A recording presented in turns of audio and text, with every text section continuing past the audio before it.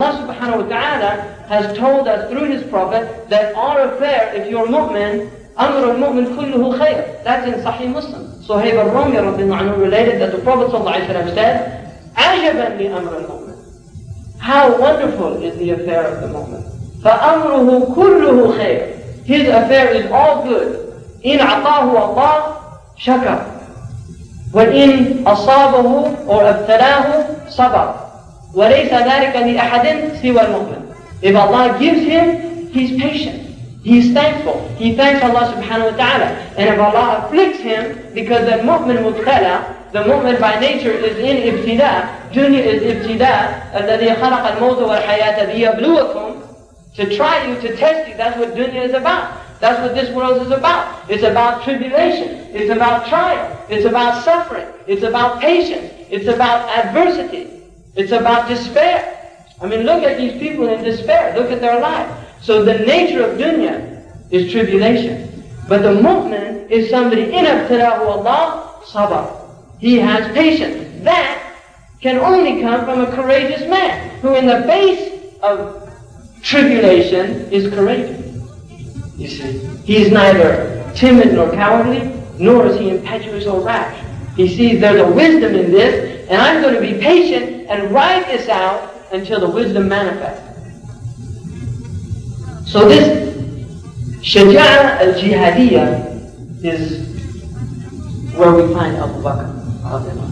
Now the fifth type of shaja'a is really the crowning type of shaja'a, which is called shaja'a al-hikmiyya, according to Raghib al-Isbahani, which is the wisdom courage. And he said you will find it in the previous four. These previous four that were mentioned, the wild animal courage, the animal courage, the experiential courage, and the jihad courage, wisdom in all of these. And what wisdom is right action.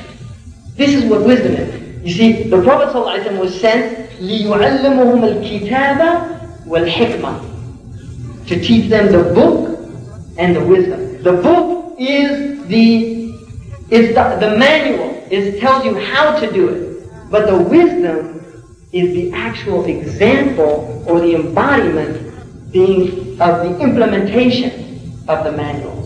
And that is wisdom. Right action, right thought, right speech, all of those things. So the shaja'a, or this courageous, this wisdom courage, is the courage that if the man is hungry, he won't steal. Because that's a cowardly act. You see, because how do you steal? Well, none of us steal, but how does a person steal? That's a cowardly act. You see, because how do you steal? Well, none of us steal, but how does a person steal? A person steals by sneaking into something, you see, or he threatens somebody with a gun or a weapon. And that's a coward's way of doing something. So if he's in this bahimiyya type of courage, is with wisdom, and how he finds his food, and how he finds his mate, and all these things. And then the tajribiyya is the same thing. Despite the fact that he has a type of courage, he's aware of the other people. He has a wisdom. Now, the wisdom of the jihad is that Allah subhanahu wa ta'ala has made from courage shaja'a mahmuda, which is praiseworthy courage. And praiseworthy courage is of two types.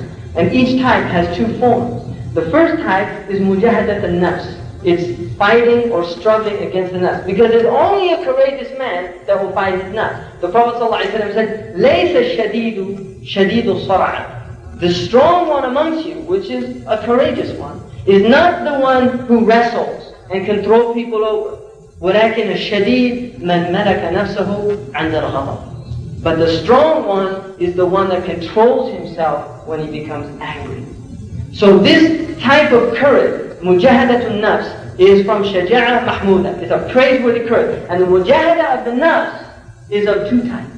Al-qawli wal-fi'li. Mujahadatul qawl is learning, ta'allum, is forcing your nafs to learn, to acquire knowledge. Acquiring knowledge is not easy. It means sahar al-layali. It's staying up in the night. It's finding time. It's forcing yourself to come to the masjid when you don't want to come to the masjid. That's mujahada. If it was always easy, then where's the tribulation? Where's the mujahada? Where's the test? وَمَنْ يُجَاهِدُ فِينَا لَنَهْدِيَنَّهُمْ سُبُلَنَا. The ones who struggle in us, They struggle in Allah subhanahu wa ta'ala in His way, then Allah guides them. So where's the struggle? If everything comes easy, where is the struggle? There's no struggle. So there has to be mujahada in ta'allum. If you want to learn, you have to struggle. If you want to acquire Arabic, you don't put on tapes and go to sleep after paying $900 for the course.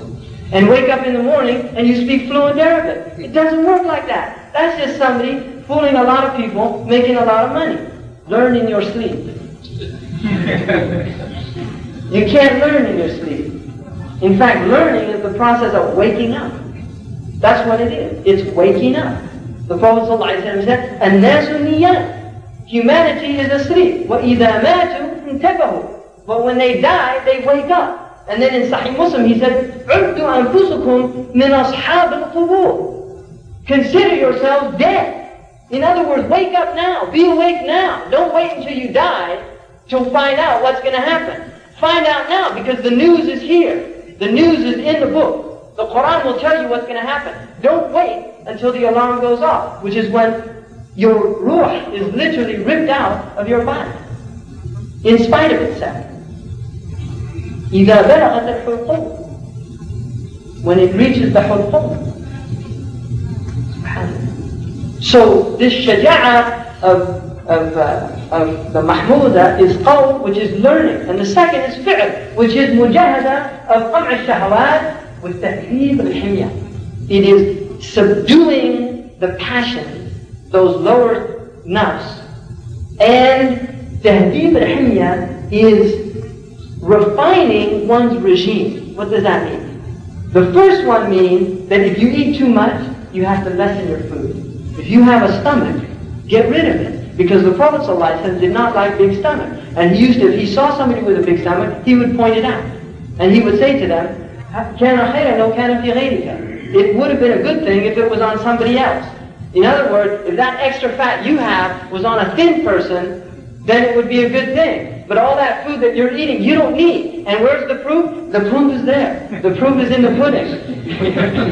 You know what pudding is? That's dessert. That's an English saying, pudding. Proof is in the pudding. So that's where the proof is. It's in the barfi. So that's mujahada. Subduing that nafs. If you sleep too much, you have to cut it out. Because the nature of the nafs is that it's lazy. That is the nature of the nafs. It is lazy. And unless you have a motivational factor in your life, nothing's going to happen. And the two most profound motivational factors in the human being are targhib and tarhib. And all you have to do is read the Quran, and you'll very quickly find out that it is a book that is about targhib and tarhib. It's about telling us about Jannah and reminding us about the fire. And if those aren't the two of the most outstanding and powerful motivators, Jannah and Nar, pain and pleasure, the ultimate pain and the ultimate pleasure. If those don't motivate you, then there's no iman. That is what the indication is. Ahmed Zarruq radiallahu anhu said, "Man adraka maqam al-Islam, ma fatara an al-amal." The one that realizes the maqam of Islam, he'll never be tired of action. He won't be tired of action because he knows about targhib and tarhib, and that's going to keep him motivated and keep him moving. But there has to be that courage to rise up and oppose the self.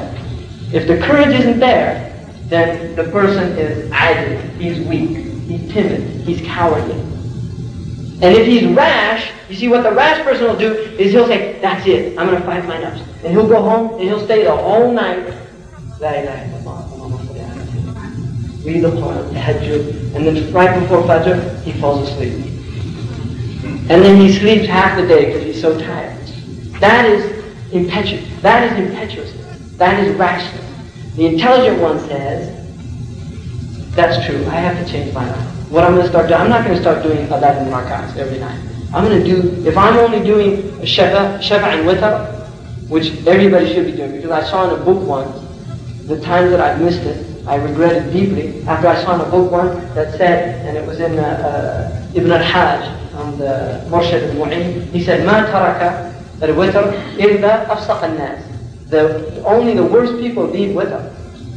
That's a terrible category to be